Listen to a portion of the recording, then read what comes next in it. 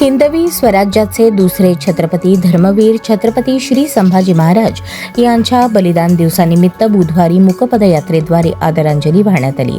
श्री शिवप्रतिष्ठान हिंदुस्थान सोलापूर विभागातर्फे या मूकपदयात्रेत शेकडो हिंदू बांधव सहभागी झाले होते.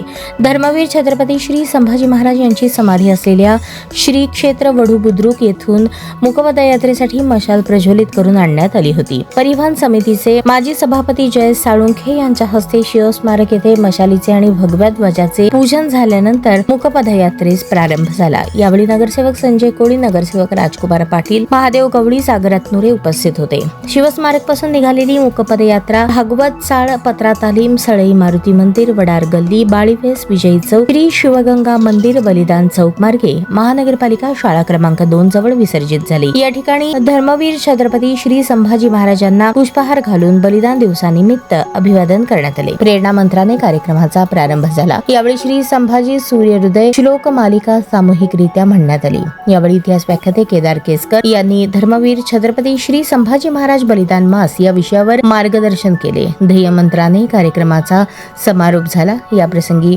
श्री शिवप्रतिष्ठान हिंदुस्थानचे शेकडो धारकरी मोठ्या संख्येने उपस्थित होते.